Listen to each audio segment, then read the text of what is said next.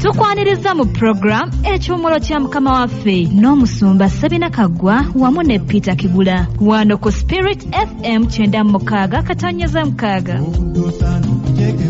Mukama mulazibwe. Amina sebo. Tugobye bumale ku Spirit FM 96 katonyeza mukaaga. Ennaku z'omwezi 28 leero lunaku lwa Mande. Mukulu Kigula. Yes sir. Lamusa ku bantu. Abalungi abatuwuliriza tubalamusiza nnyo mu linnya lya Mukama waffe Yesu. Twagala kwabuuza tubalaba na maaso naye tukkiriza nti gye muli timwasuze mutya. Mwebale gye mutuusaako engalo.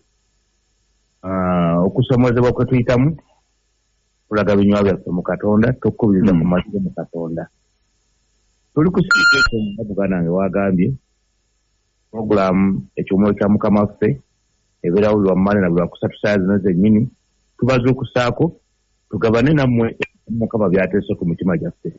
Zonna ddakiika 2 zikole gwe weteekateeka bw'oba olina gwe weesunyaako musunyeeko ne bulangiti webakema vaayo dde mu ddiiro.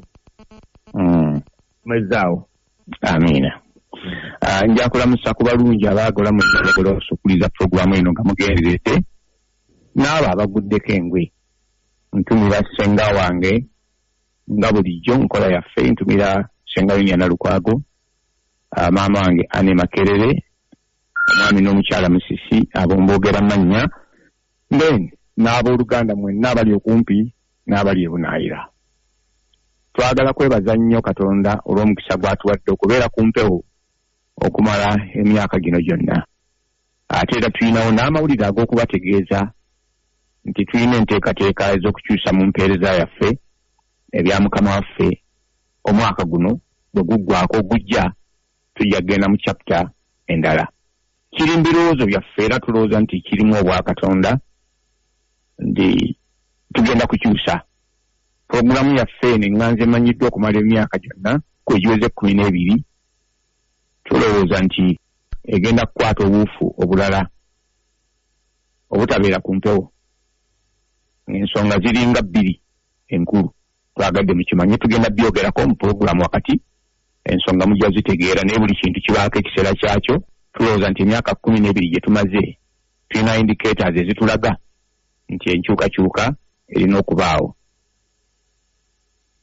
Puroguramu eno tetusuubira kugitwala mu maaso mwaka gujja olw'ensonga enkulu 2. Esooka ku station kuno tusasula ssente. Omwaka guno twafunamu obuzibu COVID n'atuyingirira ne tuba nti ebbanja lyaffe likyali ddene kubanga liweza obukadde 9. Kati tetuba bantu balamu okulowooza okuyingira omwaka oguddako nga tulina ebbanja eryo eritalisasule. Tujja kweyongerako ebirala. COVID yatuyingiramu mwenna mumanyi emirimu gy'abangi ne gikosebwa ate sente ezikola ku bintu bino ziveeyo mumwe muffe nga bwe tuli ze tulinawo ze tukuŋŋaanya ze tukozesa. Era tubeebaza nti mubadde batoozi kubanga omwenda bw'obukubisaamu 2 buba 18. Wemba nga mukozeeko emwenda mukoze kinene nnyo mu mbeera ebaddewo. Olw'ensonga eyo logically tetuyinza kulya bbanja ddala, tulina bbanja lya kusasula lino kuba tujja disasula. Bano batugumiikiriza era bajja kugumiikiriza paka tunaalisasula ne tulimalayo buvunaanyizibwa bwaffe. Ekyo kinkakatako nze ne muganda wange Kigula then kikwata ku balala.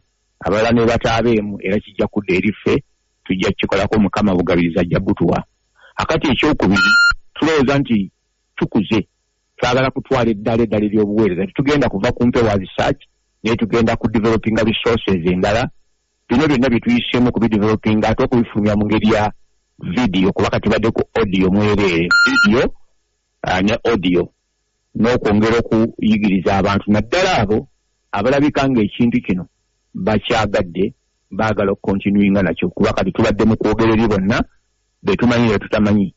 Naye tugenda kuleetera okwogera n'abo be tumanyidde ddala nabo abatumanyidde ddala olw'omulimu Mukama waffe gw'ayagala tukole nga bwe tugenda okunnyonnyola olwaleero luno. Ayinza ensonga 2 nti enkyukakyuka mu kuweereza egenda kubaawo eri abantu ate tulina n'ebbanja ery'okusasula. Ebbanja ne tunaalisasula bwe tunaakomawo ku radio tujja kudda na puroguramu ndala etali eno era n'enteekateeka ejja kuba ndala so tetunaakuva ku mpewo nituviiriddeko ddala naye kino kigenda kukoma wano olwekyo no puroguramu gy'owuliza olwaleero n'ey'okulwokusatu yesembayo ku mulamwa guno gw'ekiwummulo kya mukama waffe olw'ensonga ezo bbiri. Mukama yeebazibwe. Kibula akalango nkamaze kankuddize wunzika wunzika tusabe tubuulire. Naye nkwegasseeko abooluganda ndowooza bawulidde akalanga ko n'atawulidde katera okugamba nti tegeeza munno atabadde. Njala kwegasseeko nga ntumira abooluganda bwenna gye muti obukazi bw'ensi eno okuba nti mukuliriza basumba bakozi bannaffe naku zino omusumba kamye badde nga era girye musumba Ofumbi, musumba Kyobe, Senfuma n'abasumba balala yonna gye musinzira musumba Semanda Obi wange awo baganda baffe bebunaanya Dadungu Makaluukya Ezera wamu mu Madiina Peter Dungu muganda wange obubaka na bulaba omuntu wakozesa omwaganya guno naye bina by'abazungu nanyiga olw'okwogera naawe lennemererwa naye obubaka na bulaba Mukama akuwenye muganda wange Butayi dabirabo naawe otusabe Katonda affe omulungi tutunula ebuvanjuba ne bugwanjuba sitaba yakwenkana yadde akuvuganya tuzze kuweereza si lwakuba tumanyi nnyo naye lwakitaaki tusaba obeere tuluke mu mwanya ag'omwoyo omutukuvu kitangule obulimba ate kisinde amazima g'ewama byatambulemu tuwayo abawuliriza n'ebyo byewalana nabyo nnya lya Mukama waffe Yesu. Amen. Puroguramu ekiwummulo kya Mukama waffe era ennaku z'omwezi 28 omwezi ogw'Ekumi mwaka 2022. Leero tugenda kutunuulira ekigambo nga tuli ku service delivery kuba tumaliriza byonna bye tuzze tuyigako emitwe egy'enjawulo naye ennaku ze tuli ku kawaayiro aka service delivery.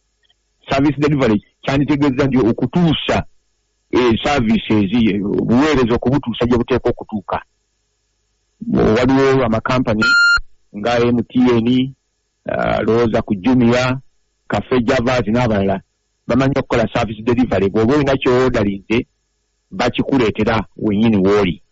Bw'aba nga ba hoteeri bw'otuuka mu hoteeri eyo bakuwa service n'ogamba nti service abo bagidelivarinze obaawo nga ssente zo zigenduse. Kakati ne Mukama waffe abantu be yanunula be yayita yabayita olw'omulimu ogw'okukola balina okudelivaringa services. Ekkanisa webanga tedelivaringa services zaayo tegasa. Ekkanisa erina okuba ng'ekola service delivery. Obwakabaka bwa Katonda buweereza ebintu kuno ensi ereme kuba na bwetaavu ekkanisa erina obituusa ku bantu. Abantu ne balaba ebintu ebyo ne bagulumiza kitaffe ali mu ggulu bagamba leka ebikolwa byammwe omusana gwammwe gwake bwe gutyo abantu balabe ebikolwa byammwe ebirungi baleke bagulumize kitammwe ali mu ggulu. So our service delivery yevaako Katonda okugulumizibwa nga bwe tuzze twogera. Leero twagala okutunulira omutwe the prime project. Ekigambo kino prime kitegeeza ekikulu oba project enkulu kakuzi kakobogo enkulu ddala gy'otozannyirako egyo tugenda okutunulira. Ekyawandiikibwa kiri mu Matayo essula ya 16 olunyira 18. Bw'oba olunsomedde kinankola bulungi. Bwe tunamala okulusoma tuleke tuddeyo wansi eno tukoleka recap ku bye twayigirizaako ku mundi oguwedde nga tufundikira omusomo guno ogubadde ogw'omwaka omulamba oguliko omulamu omunene for the excellence of his name. Erinnya lya Mukama liba kkulu okuyita mu bantu abo ababe abakola ebyo bye yateekateeka babikole nga byoleka amagezi ge bwe yagakisa gaataalaga bulazi bw'ati agademonstrating ng'ayita mu bantu be. Era mu kaseera kano oli bw'aba amanyi ebyandiikibwa ekkanisa kyekibya kya Katonda kyakozesa okwolesa eri ab'omu ggulu n'abali ku nsi amagezi ge ag'engeri ennyingi. Okay? Otuuseeyo? Ngambe ekitabo ki? Matayo essula ya 16 olunyiriri lwa 18 lumanyiddwa nnyo naye tugenda kulusoma kubanga y'ensonga enkulu yeri ku mutwe guno, the prime project. Katonda alina byakola bingi era alina byalikola bingi naye mu kaseera kano alina kyakola. Ekyo kyakola mu kaseera kano kye kikulu. Singa waliwo yamugwako oba abaamulaba ng'atonda ensi mu nnaku ezo ezaasooka, olunaku olusooka, olwokubiri, olwokusatu, olwokuna, olwokutaano, baalaba ng'akola nga bali ali ku ki kino, ali ku ki. Ku lw'omukaaga n'afulumya kituyita prime project eyo mu biseera ebyo. Kaakano tukole omuntu mu kifaananyi kyaffe era mu ngeri yaffe bafugenga ebyoku nsi. Yali prime project. Okutonda amazzi kyali kikulu nnyo, kyali kiwagira kino. Emiti n'ebisolo byonna byali biteekateeka kino. Naye bw'agamba then God said, awo omulimu gwennyini gwali gutandise. Kaakati tuli mu Matayo essula 16 olunyiriri 18 ndowooza otuuseewo. Tugaluke. Nange nkugamba nti gwe Peetero, nange ndizimba ekkanisa yange ku Lwazi. Okay, njagadde kujjawako kokka. Nange ndizimba ekkanisa yange ku Lwazi. Ngenda kukafunzaamu era nange ndizimba ekkanisa yange. Mu Luzungu kigamba I will build my church. Ayogedde project gy'amaliridde okukola. Naye kati tuddeko emabega katono. Ffenna abajja mu Kristo nga bwe tuba tuyiga ennaku ezo. Ne tubeera abalamu mu community zaatutaddemu kubanga ekkanisa ennene nzikiriza mu kkanisa entukuvu ey'abantu bonna era ebunaki wonna gye nzikiririzaamu. Eyo nno bw'obanga oli kitundu ku eyo oyinza okuba nga obeera Bowa, oyinza okuba nga obeera Kasangati, oyinza okuba nga muli China, muyinza okuba nga mwe mutuula Germany, naye ekkanisa y'emu, teziri bbiri, teziri nnyingi, ekkanisa y'emu entukuvu ey'abantu bonna era ebuna wonna. Teziri 360 ezo denominations, naye eri kkanisa emu era terina denomination. Terina bugujiji nti bano baneneko bano batono bano. Tulina sente za Uganda n'eza America zirina denominations. Waliwo kye tuyita big churches. Ewakanda teriyo big church, ate teriyo small church. Tulina powerful churches. Ewakanda teriyo powerful church ne weak church. The church is the church. Kuoli Kanyume bunyumi. Kanyume bunyumi. Akati tulina ffe denominations. Mu ssente za Uganda ezisingayo obuzito ka 5,000. Akaddako obuzito ka 2,000. Awo ne kuddako ak'omutwalo. Waliyo ak'enkumi-5. Bw'ova kwako nodda ak'olukumi. Ak'olukumi kalimu engeri bbiri. Kalimu ekisente, kalimu n'akapapula. Awo eddako odda ku 5. Bw'ovaawo odda ku 2. N'endala ezikyakola 10. Naye mu ssente za Uganda, Bank of Uganda zeefulumya. Eriyo ne siringi 5 ndowooza. Ezo zonna denominations. Kaakati waliwo ak'ekikumi okayitako.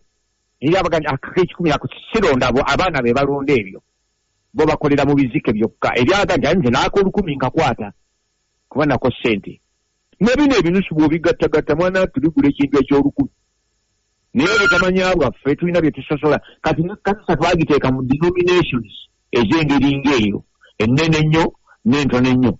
Ez'amaanyi ennyo n'ezitali kyamaanyi. Obwo bwongo bwaffe magezi matono. Tewaliyo kkanisa nnene, teriyo kkanisa ntono. Mumwogera ku muwendo. Teriyo kkanisa y'amaanyi, teriyo kkanisa nnafu. Teriyo kkanisa ya mwoyo, teriyo kkanisa ya mubiri. Teriyo kkanisa ya beebafu, teriyo kkanisa ya bazuukufu. Ebyo byaffe. Wali gye tuyita ey'omwoyo n'etali yaki ya mwoyo. Kati naku tetwatula ez'ebiwempe n'eza kasidro. Ebyo byonna bizimbe byammwe. Katonda yatunulira kkanisa baga ndizimba ekkanisa yange. Tugenda kitunulira olwaleero twali tukyogeddeko tukinyweze nti ye prime project ozanyiranga ku kirala naye tozanyira ku Katonda byakola. era tobiteekamu lugezigezi lwo oleeta obuzibu. Naye bw'obanga oli kitundu ku community eyo eyitibwa ekkanisa, oli vital part of the divine provisions for the time. Kankaddemu gwawuliriza ng'oli wa Kristo era oli mu bantu ba Kristo, oli bugabirizi bwa Katonda obw'ekitalo mu biro bino. Togenda kugasa biro bijja mu myaka 10 okujjako ng'ogasizza kati. Ate tokyayinza kugasa biro byayita kuba teri ajja nakukumanya. Abaagenda tebakumanyi, naye abaliwo kati be bakumanyi, be bayinza okukozesa mu ebyo Katonda byakola kati. Era bw'otogasa kati mu mulembe ogwakakati n'ofuula olwalo lunoogasa, osaze. Katonda omusaze, naye nga bw'ataggwayo tajja kukola loosi kubanga gw'omu obivuddemu. Alina abalala bangi. Naye kyamagezi nnyo okole ebikugwanidde, kubanga wali qualification eri. Si bonna abalijja nga bagamba ndi Mukama Mukama Mukama be balingira obwakabaka obw'omu ggulu, naye abo bokka abakola kitaffe ali mu ggulu byayagala ddi mu biro byabwe. Ebyo bwana Kigula? No. Ebyo nno tubiggumiza. So, you are a vital part of the divine provisions for the day, for the time. You are a resourceful resource.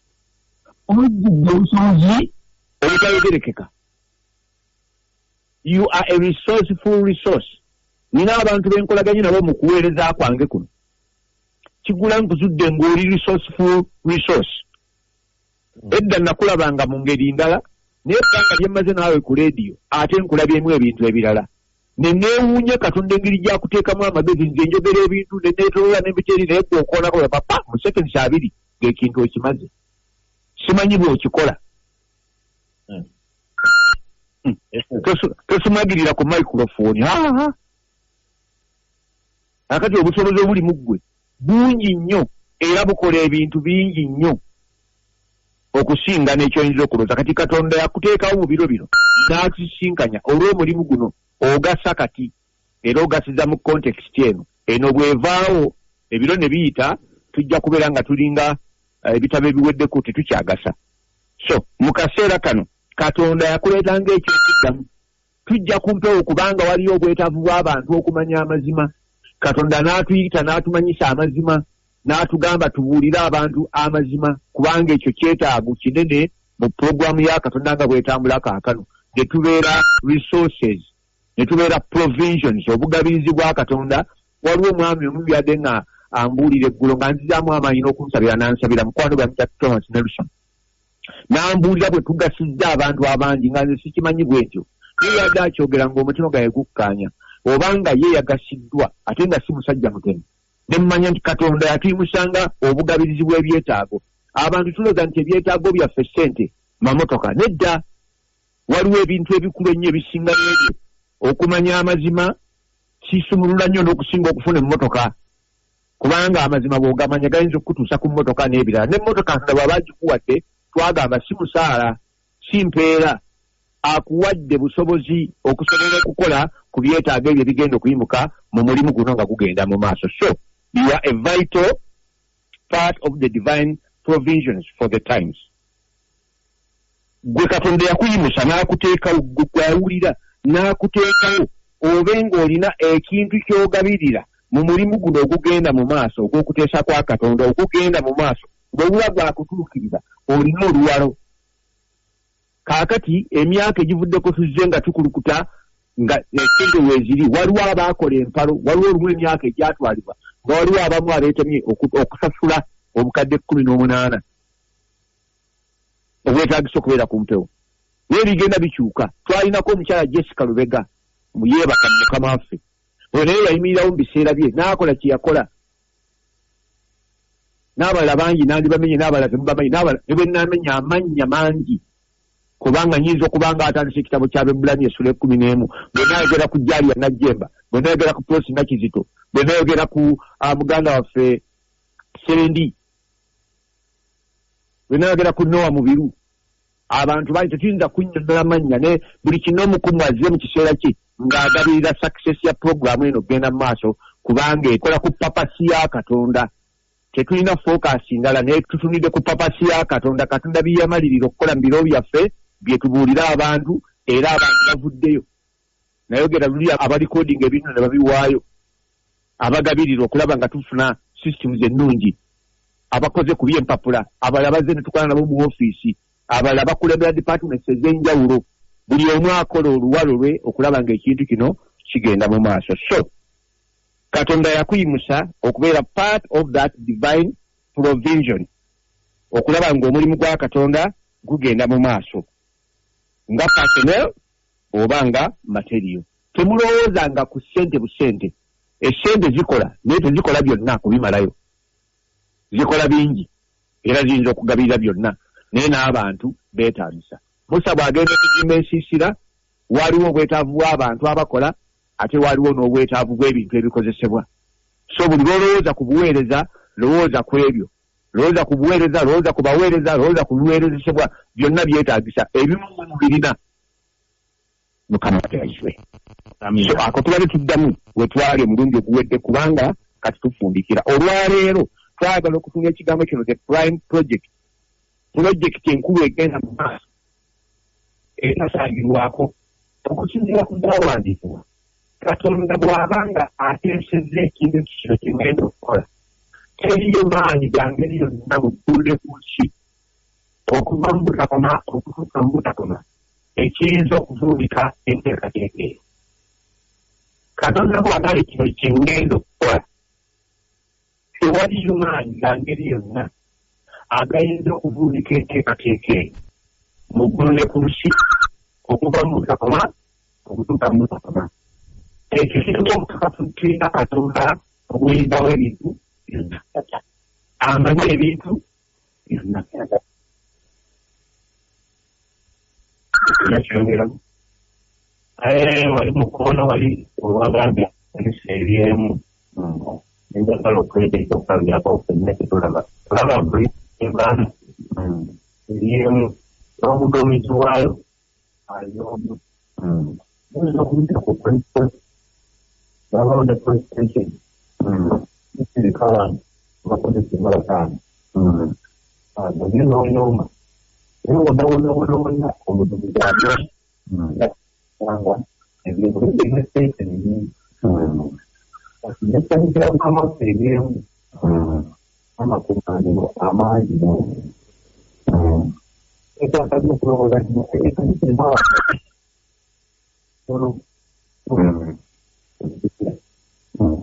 abantu abangi era kwe tuva ntiali omusumba w'amaanyi era ekanisa ery'amaanyi ebitubo ebisamu ngamijambo ekanisa nga mukama waffe bwagira bannannyini sebo nkakomezaawo. Okay. Katonda alina project egenda mu maaso gyetwogeza kukibayita ekkanisa. Eri mu lubereberye esooka 26 Bayibuli kandi then awo Katonda n'agamba nti tukole omuntu. Eyo neba nga ye project enkulu okukola omuntu okumuteeka ku nsi. Tumanye ebyafaayo nti omuntu yalemwa yagwa. Katonda si ye yagwa naye omuntu ye yagwa yakemebwa n'ava mu layini. Naye Mukama waffe bw'ajja ku nsi akomawo okunyweza ekyo kiyateesa edda nti kijja kuba era ajja kukola omuntu omujja agenda okukola ebyo Katonda byeteekateeka edda bikolebwe kubanga teri kuteesa kwonna okwa Katonda okuyinza okuvuunikibwa. Kiyaliko akyakiriko. Yesu n'alyoka akola okulangirira okunene okw'okuteesa kwe, okuteesa kwa Katonda kuba yajja okukola Katonda kyayagala. Ndizimba ekkanisa yange. I will build my church. Tukimanyi nti ekkanisa si bizimbe wadde tumaze emirembe mingi ng'abantu balowooza nti ekkanisa bizimbe. Cathedral gy'olaba erimu n'amataala n'ebyewunda ebingi, eyo si ekkanisa. Kati kireke mu kigambo cathedral kale naye si kkanisa. Ekyo kizimbe lutikko mutuulamu abantu yakitiibwa naye si kkanisa.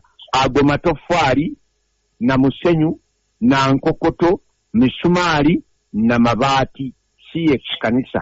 Era Yesu si gyazimba era tagizimbangako era tayoya kugimuzimbira. I will build my church. Ajogera no mu bigambo bisinga okubeera ebigumu. I will build my church. Kati yagamba nti church will be built or put up. Kyakiteeka mu ngeri yonna naye ali specific. Ate mu ngeri ya simba. Nze ndizimba ekkanisa yange. Ye azimba ekkanisa ate nga yiye. Si ya mulala ate teri amuzimbira. Ennaku zino tuli bannabyewanga tumuzimbidde. Waliwo abazimbye ez'ebizimbe ebizimbe beka tuzimbidde Mukama ekkanisa. Mwogera bukyamu temunnaba kugizimba temuyinza kugizimba kuba teri ayinza kuzimba kkanisa. Yagambye kenyini yalizimba so si ffe. Ffe tuli bazimbi bayita okuzimba. Ye yenyini ye muzimbisa ye muzimbi omukulu. Yalina pulaani yamanyi emitendera era yagisoma era yagitunyonnyola. Yagamba ekkanisa yange ojja okyenenye kubanga tebanga iye eyo banga yiyo kati si eno gyayogerako era oli waddembe okugivuga n'okukola byonna byokoleramu eyo bibyo kubanga yo yiyo naye yiye yagyezimbira era alina engeri gyagizimbamu n'engeri gyagyagalamu.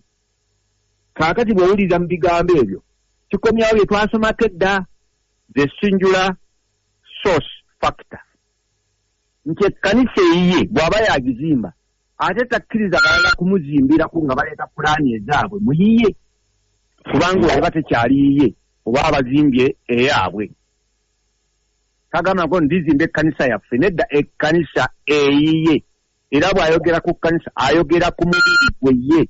Abantu abo abaayitibwa ne bajja gy'ali ne bamukkiririzaamu ne bamuwa obulamu bwabwe naye n'ab'obulamu bwe ne babeera nga tubeera mu ye naye ng'abeera mu ffe ne tuzimbibwa okubeera ennyumba ey'omwoyo ye nga gwe mutwe ku kkanisa eno omubiri gwe ogwoyaabuna ebintu byonna. Abeefeso essuula 1 olunya 15 okutuukya ddala ku 23 zoogera ku ebyo n'amuwa okubeera omutwe gw'ebyo byonna ku kkanisa omubiri gwe muye omutuula obujjuvu bwonna obw'obwakatonda obwo. Kati bw'ayogera ku kkanisa ayogera ku bantu abakkiriza abaava mu byabwe abaava mu buwangwa bwabwe abaava mu madiini gaabwe kubaana abala baava mu madiini abayudaaya baava mu madiini abamawanga baava mu buwangwa bwabwe n'okusamira abaava eyo ne bayingira bwantu ogwo ne bagatufuuse babe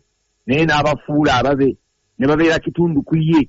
Abo n'abazimba okubeera omubiri ogumu ogugwe talina mibiri ebiri alina gumu n'omubiri ogwo ekiguzimbisa mu nsi kwe kukola Katonda bye yateekateeka bikolebwe. Adamu bye yalemwa omubiri gukola oba okubikola.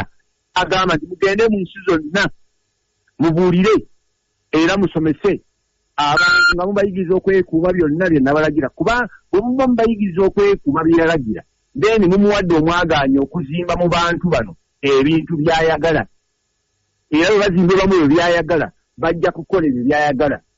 Bafaanyi badde ogwa Adamu yali sapoziti okuzimba mu baana be ne mu bazzukulu be ebyo byategedde Katonda by'ayagala balyoke beeyise nga ye nga naye bwe yeeyisa nga kitaawe Katonda bw'ali. Adamu ekyo kyamulema. Student we yasooka yali mukazi we teyamuyigiriza bulungi ebyavaamu byebyo. Kaakati Mukama waffe yeetazanyira mu lesoni ababe balina okuyigira ddala ebimuli ku mutima n'ekyo bateeka okuba nga babe ddala ddala ate tebabijja walala. Waliwo singular source. Katonda yali source y'okutegeera kwabwe mu lusuku Edeni. Sitaani n'ayingizaawo outsourcing omukyala n'asaka ebweru najja n'amawulire nti mwami ate na kino bali tekimanyi nange nkireese. Abantu abajja nga banyoola ebintu bya Katonda bye yalagira abamu tebalina na buyinza kubuulira wadde okusomesa naye abeetumiikiriza tuli bangi ne tusomesa bye bataatulagira ne tukkiriza obulimba ne buyingira mu kkanisa. Kaakati tuba tuvuulidde ekifaananyi kya Katonda bwe tuyingizaamu ebirala bw'obanga ye materiyo gw'ayagala ayagala bulooka za bbumba gwe n'osanga akatiba akalungi aka bulooka ey'ettaka n'okaleeta ebbulooka eno ogireeta oleeta ebbulooka sayizi yeeyo naye materiyo si yeeyo. era tejja kukola ku nnyumba ya Mukama ye alina obuyinza okugamba nti eryo ettoffaali ndikozesa lino sirikozesa neffe tuyingizza n'abatayingidde tukwalifayinga n'abatakwalifayinga ne tutawaana n'ekkanisa mwe muli abenda mwe muli abalogo mwe muli abakyawa mwe muli ababbi kwegana n'obuyate ekkanisa yange likyenda ekifo kye bayita ekkanisa n'okitya n'okusinga akatale k'owiru kubanga kizimbisizza byatazimbisa neba nga tekyali kanisa ye wateeka okubaawo singular source ani atuyigiriza bimwogera mwabiyiga kuwaani kati nze experience yange nga ndi kumpewo n'abantu b'ensisinkanye nzudde ekintu ekikulu kimu nti abantu baayiga ebintu bingi era baayigirizibwa mu ngeri nyingi era abalimbe bangi era abatabufutabufu bangi tebasobola kuvaamu kitegeerekeka boddira kati abasumba 6 n'obagamba ndi mubuulire ku byenfuna mu kkanisa osanga obuzibu obagamba ndi mwogere ku kimu eky'ekkumi bwamaliriza olukiiko lwabwe olw'okukatuuti ng'enkiiko zitandika mu kibiina ekyagedde si kituufu ate wano tulabona babaddamu mpaka kubanga buli omu yayiga mu ngeri ye abaasembuliza obugodi baayiga byabwe abapresbiteria nabo baayiga byabwe ababaputisi nabo baayiga byabwe asomesa si omu ebya Mukama waffe ebyagga ku bbali ne tuganya obulimba ne buyingira kati bwe buzibu Kigula tebajja kunkuba bwomu nawe baako kyogamba Bayibuli egamba nti tubaawo abalireeta enjigiriza enkyamu mu nkiso sambo nkiso yakireeta temulaba kubanga temulaba n'akireka oyinza kubanga gabbomu gye baleeta eri bano abaali balaba omu nnyo okulaba nga babalaba kati waliwo abantu abaleese enjigiriza enkyamu mu nkiso n'abamu baafa nadda aliwo sala tusanze obuzibu kanisa ezisinga na 5 ku kyalo nze nabagamba n'abooluganda nti ntono nnyo obuzibu buli bumu zirina olulimi lwebimu wadde okagenda kansosensere kale kakati Yesu waayogerera nti ndizimba ekkanisa yange njagala tukkanye nti teyaliiwo ekkanisa eyo teyaliiwo by the time he made this declaration there was no church waagana ndizimba ekkanisa yange kati gwe otunira ba Peetero bayita kkanisa nedda yandibadde aga nti nina ekkanisa yange naye ba Peetero weebali n'abantu abalala bangi abaali bawulira ekigambo kye era enkuŋŋaana ze nga zijjudde abantu naye n'agamba wakati mu ebyo ndizimba ekkanisa yange ekitegeeza bano be mulaba si kkanisa ye ekyo kiyinza okuba nga kipya gy'oli kyekyaliwo waaliwo materiyo okubeera nga materiyo muyiye ku site tekitegeeza nti eyo nnyumba materiyo buteriyo seminti mwali mu sitowa ttani ne ttani emitayimbo egya buli ngeri weegiri bulooka zizze ziyinza okuba nga ntuufu mulimu entuufu n'enkyamu naye ezo zonna materiyo ziyiriddwawo ku sayiti kati ffe abasinga tutunuulira materiyo ne tugaa nti eyo ekkanisa abasinga obungi tujjuzza materiyo ekola ekyaki naye tetulina kyaki eya Mukama waffe tulina materiyo kayinza okukaluubirira naye kyekyo okuzimba kiva mu kuddira materiyo eno ekuŋŋaanyiziddwa n'okozesa obukozi obugigatta awamu n'ojjamu ekintu ekinywevu kimu ekyo bayita ekizimbe kati bw'agamba nti ndizimba yali atunulira materiyo naye ng'ali mu pulaani ey'okukola ennyumba abo bonna abaaliwo materiyo n'abo b'otunulidde bonna materiyo nnungi naye oyinza okukizuula nga si bazimbe era covid bwazze alina abatakomyewo mu kkanisa mu kukuŋŋaana tebakomyewo endwadde bwe zirijja waliwo abatagenda kudda kubanga mukoka ku site ne bw'atonnya enkuba n'etonnya etya mukoka n'akulukuta tatwala nnyumba atwala materiyo ebyangeri okukulukuta bigenda omusenyu ne gukulukuta seminti ayinza okugendamu amazzi n'akwata n'aba atakyagasa emitayimba giyinza okutalagga obumooli buyinza okuziikibwa mu musenyu ogukulukuta kubanga ebibadde materiyo naye ekizimbiddwa kiba kirala naye bazimbyeko koosi 2 naye bazimbyeko foundation eyo bagiyita ekizimbe kiikiri kikyali ku foundation ekizimbe kiikyo kituuse ku window level ekizimbe kiikyo kati basereka naye ekizimbe bino ebiri wansi bizimbisibwa kati omulembe guno gujjudde ebizimbisibwa ebimu osanga amakungana galimu ebizimbisibwa bituulanga mutwalo 10,000 1,000 abalala abaliyo obuzimbisibwa busatu byokka n'ezo zonna materiyo kati oyinza okusanga buno obusatu nga kizimbe naye nga bali omutwalo materiyo. Mukama waffe n'agamba ndizimba ekkanisa yange n'emiryango gy'emagombe giri giyinza. We yakyogera tewaaliwo kkanisa, we yakyogerera tewaaliwo kkanisa, yandibayita agamba ndizimba ate yandigambye nti nzimba n'ekirabika n'okutandika yetanaba kutandika anaatera okutandiikiriza era ebyaddirira awo yali ku mulimu ogwo. Naye olunaku lwa Pentekote olutuukira ng'ekkanisa eyo weeri era nga y'amaanyi era nga y'akabi ng'erimu abantu 12. Omuntu eyabuulira 10,000 z'abantu ku lunaku lwa Pentekote yali amaze okuzimba ekkanisa eyo. Waliwo abagamba nti ekkanisa yazaalibwa ku lunaku lwa Pentekote. Mwetegereze theology yaffe. Ekkanisa yaweebwa amaanyi ku lunaku lwa Pentekote era agigamba temuvaano mu Yerusaalemi okutuusa bwe mulyambazibwa amaanyi. Baani? Ekkanisa gye yali amaze okuzimba gye yawa amaanyi ogenda okukola omulimu. Teyazaalibwa ku olwo, yaweebwa amaanyi ku olwo naye yaliwo era ng'eri kalibobbo erimu abantu 12 bokka. So nga bwe yabiikira yalabikirako n'5 naye n'abo mwalimu materiyo buteriyo. Ennaku 10 ezayitawo mukoka yabakulukusa tebaabeerawo naye 12 baabeerawo nga bali omuntu omu balina omwoyo gumu nga bazimbijja nga ne bubanyenya b'otayinza kubasuula nga Sanibala tayinza kusekerera ekyo kye baali. Era bwe baamala okujjira omwoyo mutukuvu ne babuulira baabayigganya ne bagamba tetuyinza kulekayo kwogera ffe bye twalaba bye twawulira ng'abo banywedde bagumu. Naye njagala olabe nti bwe yabamukomerera abo abaalinga abayigirizwa b'e materiyo badduka ne beekweka. Naye bw'amala okuzuukira n'abaako by'abalaga n'abanywereza ddala ennaku ezo z'abamala okunywera n'abanga omulimu gw'okuzimba ekkanisa agumaze ng'asooka nti ngumaze kati ekkanisa gye njagala ngizimbye n'alyoka agiwa emirimu egy'okukola. Olina kyeyongerako? Ebyokwogerako byaliwo bingi awo. Okwetegereza ebyawula nti azimba kikyo kubanga teyagamba nti ngenda bazimbira. Kubanga ngenda bazimbira tukyogera nnyo. Ekkanisa kitegeeza nti no tosobola kugizimba. Tandika yagitandikawo.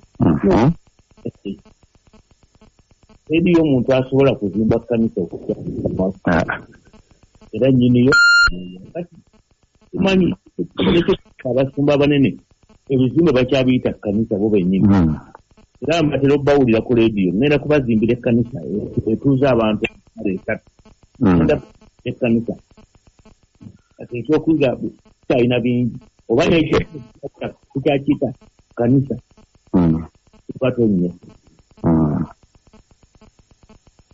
eri abakyatandikawo n'ekkanisa toli ayinza kutandika kkanisa bwe tulyogera byakiralu naye gamabule nti byebintu byetasobola kwogerako wano ku mpozi ne tubimalayo kubanga wafunda.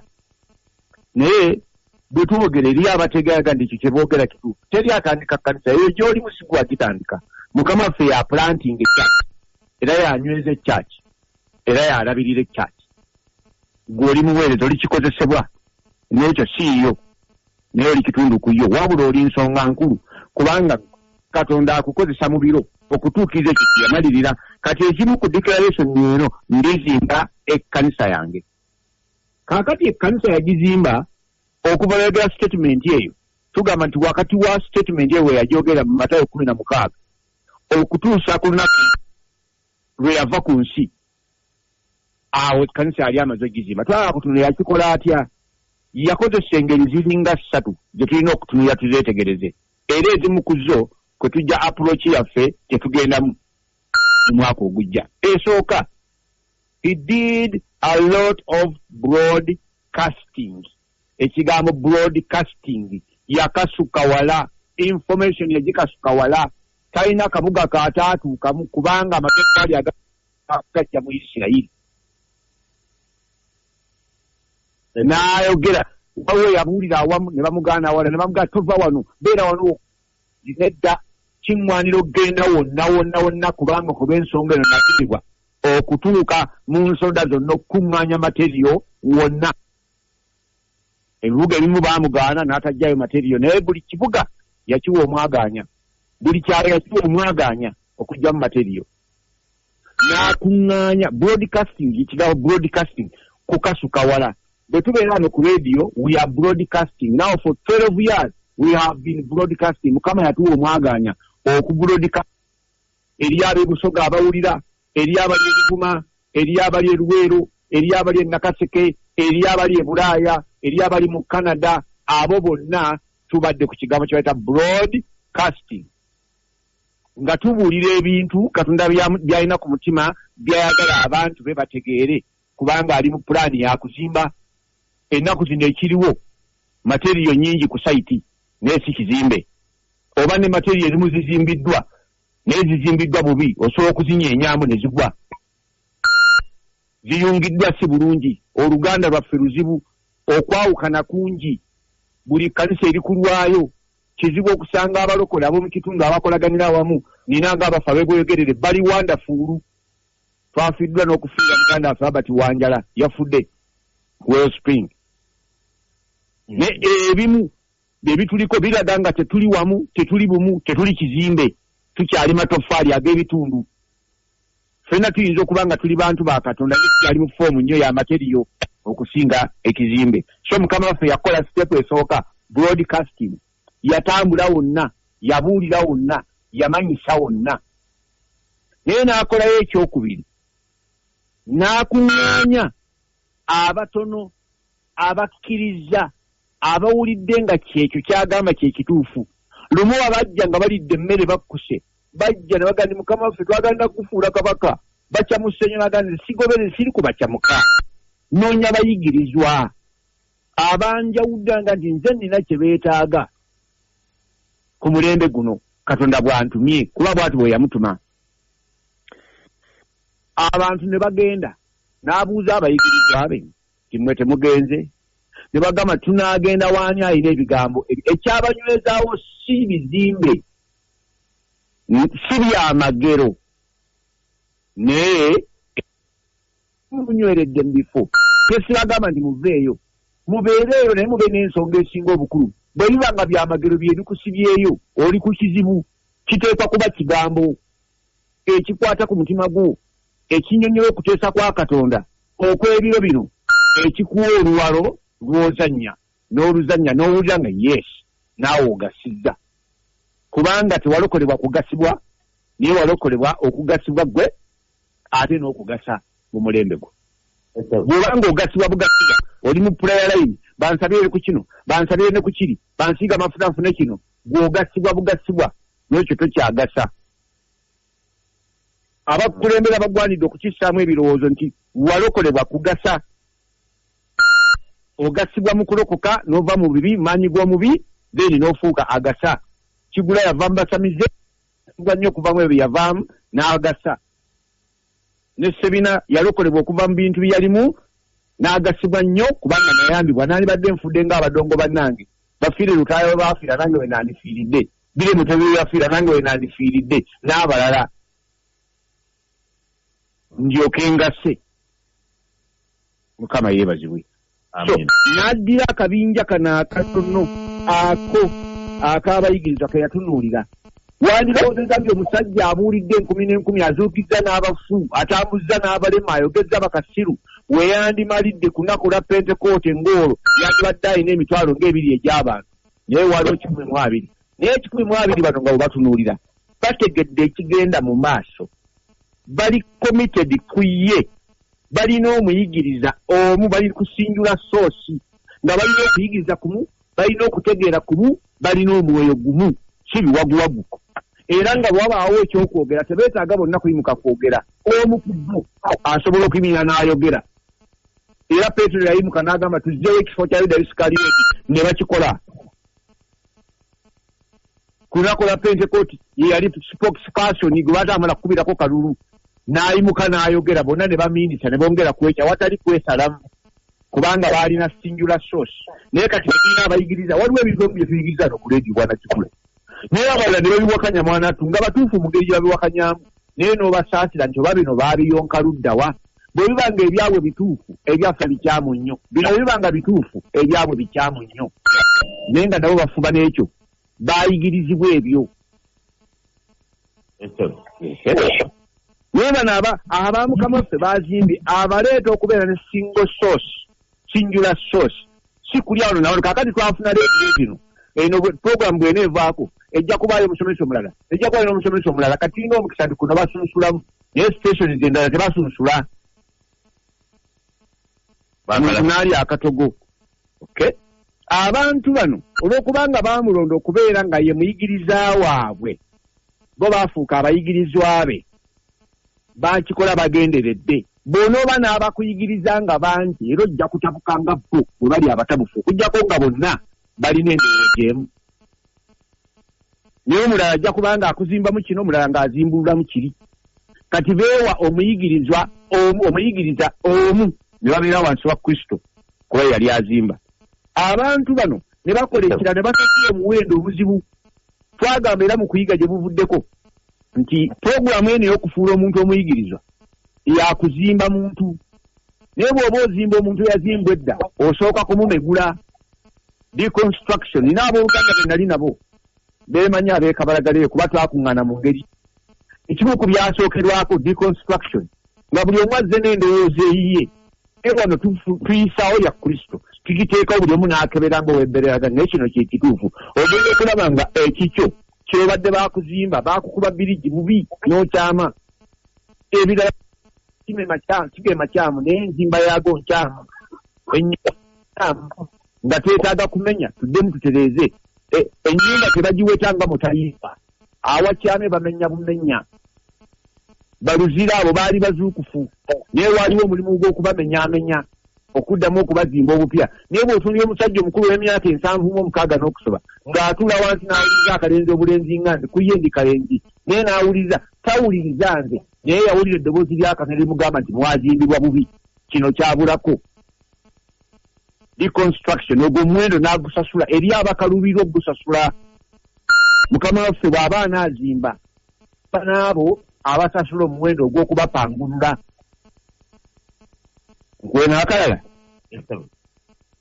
abantu bano ne babeera mu kiraasi baatula bano 12 be baatula mu kiraasi ne bamalako lesoni ne bamalako ttaamu ne bamalako omwaka abalala twasoma n'otuka mu secondary ogenda nakoma mu senior 2 ttaamu ki nti esooka gwe ne senior 2 tewagimalaako ng'okyali mu senior 1 naye kubanga wasomako wiiki emu mu ttaamu esooka mu senior 2 gwe materi ya senior 2 togimanyi omanyiko akasookerwako ebisigale tobimanyi amazeeko kiraasi ayinza okuga nti wakoma kindi mu senior 2 nali ngenda mu 3 ne simalaako ye bano baatuula mu kiraasi ne babeera naye okutuusa olunaku lwe yabagibwako era ne batandika okumulindirira ku kyalo temuvaano okutuusa okusuubiza kwa kitange bano baali 100 ku 100 nga beewaddeyo eri Kristo nga babeera mu ye naye ng'abeera mu bo nga balina omubiri mwe beekutte era bw'obasanga nti baabano abasinga muli ku mpewo muwuliriza puroguramu za ku leediyo buli musumba abasumba buli musomesa abasomesa it won't happen that way tojja kukula tojja kuvaamu kyamagezi kubanga abali ebweru tebakkaanya kyekiseera ogende kati kantuule wano mu buweereza gundi bwe mpuliddemu ekigambo si ebyamagero ekigambo ekinzimba nzimbirwe abantu bano baali kiriya ku papasi ya Katonda nga bamanyi ekigenda mu maaso abantu bano baali weeroganayizi mu lankisi zaabwe abo Katonda be yafukako omwoyo omutukuvu okutwala omulimu ogw'okugaziya obwakabaka bwe baasooka kuleekaana nnyo ne babimanyisa wonna naye ne bafunzaamu ne bakola kwaba abatono ababyagalira ddala abo mwe mwava okweyongerayongerayo kw'ensi n'enkyukakyuka ze tulaba kaakano ye kkanisa eyasooka so naffe tuwulira mu mwoyo gwaffe ku bigambo bye tugabanye apuloosi gye tugendamu si nkyamu betwogera nabo ku broadcasting bangi iyo Katonda baayitidde ekintu kino era nga bakwatibwako abo tugenda kutandika okubaako n'engeri gye tuzimba gye tuwa Mukama waffe obudde atuzimbemu ekyo kyayagala mu mulembe guno tubeere community ekiikirira ekkanisa Katonda gy'alina mu birowoozo ey'abantu bonna era ebuna wonna eyo gy'oli yennyini Mukama gy'agenda okukolera omulimu munene tuyinza butakimala ekigula tulina eddakiika mbyemu 2 baako byogera tunabyongera ku lwokusatu oyinza okulowooza abantu Mukama waffe be Bayibuli egamba yaliisaka abantu 5,000 naye n'aleka ngirimu abantu 120 nsaba okirowoozeeko oba kankukulabirako omuntu ayinza okugula amataffaali n'omusenyu agenda kuzimba enju n'enju neggwa abawo kusigala waawo zisigala waawo naye oba oli muki lekere katusabe Katonda lwakwebaza okugulumiza nakuwa kitiibwa era tukwagala nnyo Mukama nkwebaza olw'ekigambo ekyo nsaba buli akiwulidde kirowoozeeko kifumiitirizeko omutima gwo omwama gwo bamunyerera Mukama waffe Yesu amina